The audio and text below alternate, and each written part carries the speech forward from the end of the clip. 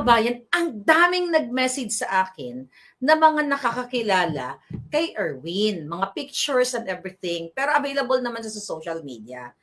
Okay, magsimula tayo dito sa mensahe ni Palangga. Alright. Okay? Okay, sabi ng ating, ng kapitbahay kasi nila to, actually, etong nag-message sa atin, siya ay kapitbahay.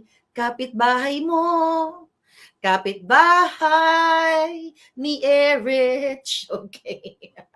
Ay, nako. Asan yung mahiwagang baraha na? Parang wala tayong mahiwagang baraha ngayon. Okay, wala tayong hula ngayon kasi mukhang marami din pag-uusapan.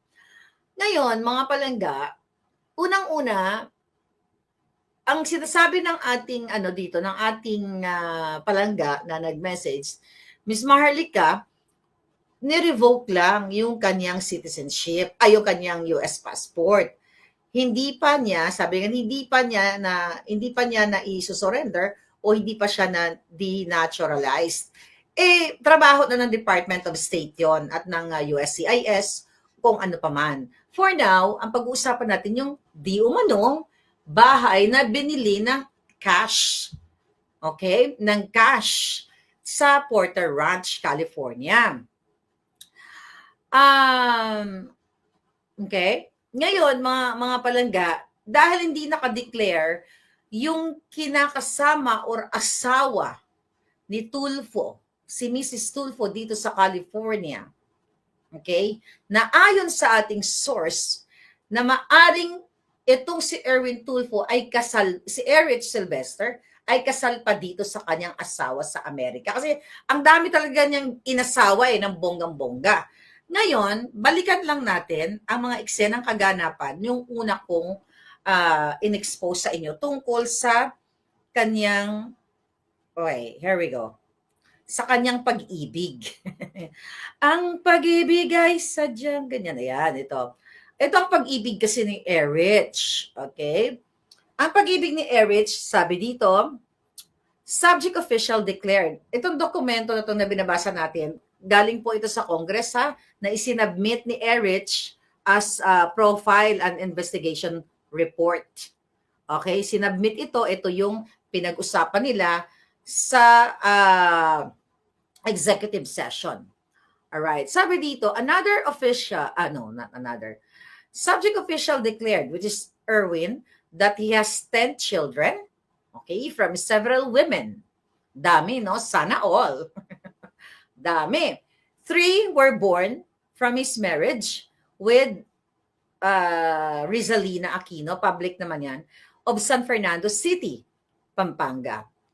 Okay, they reportedly got married when he was still in college in the 1980s and have been living separately from each other since 1997. Okay. Said 3 children are reportedly all professionals and living with their respective families based in San Francisco City, Pampanga, and Germany.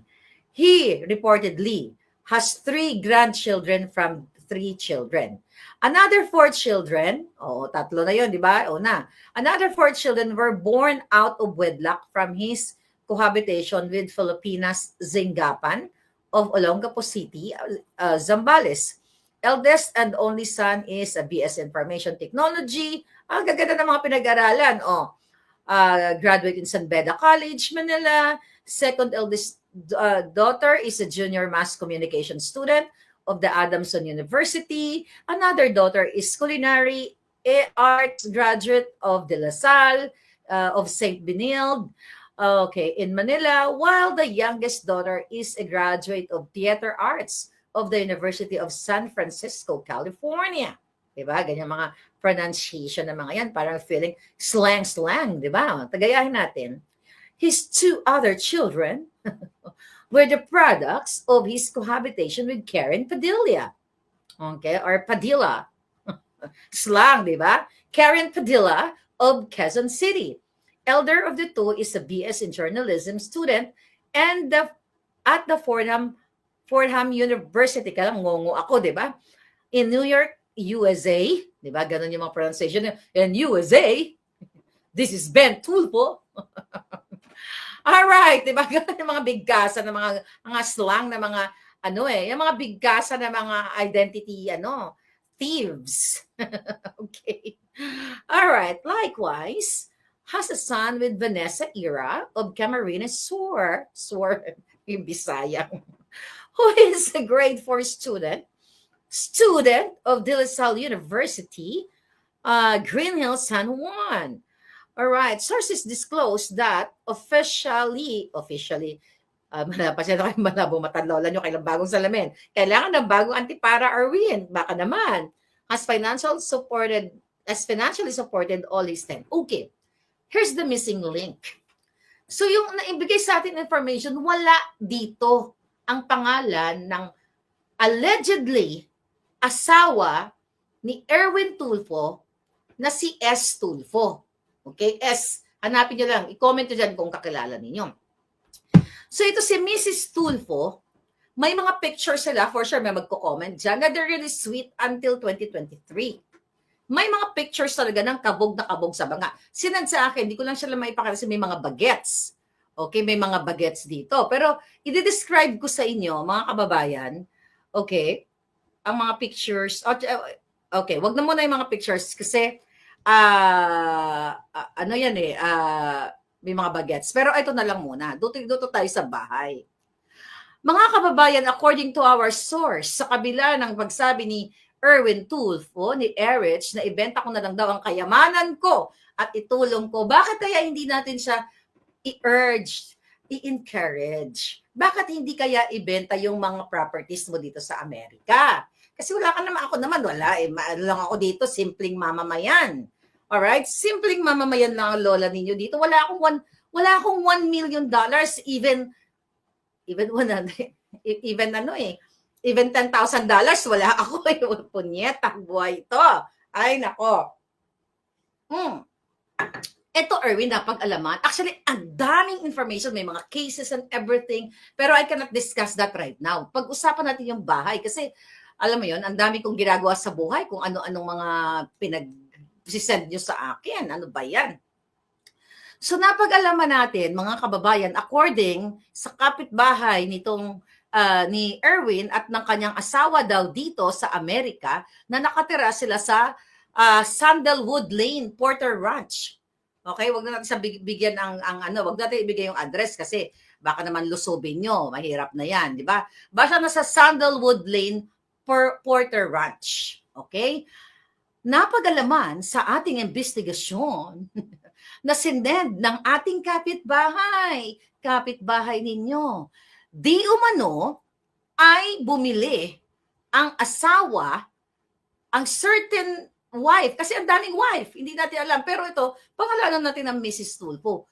Bumili ng bahay noong December 20, 2021. Binabasa ko po yung documents. And I hope people will post, i-comment nyo na lang dyan later. Ngayon, 2021, at ang bahay ay cold cash. Binili. Gaano kamahal? Tumataginting na 1 million, exact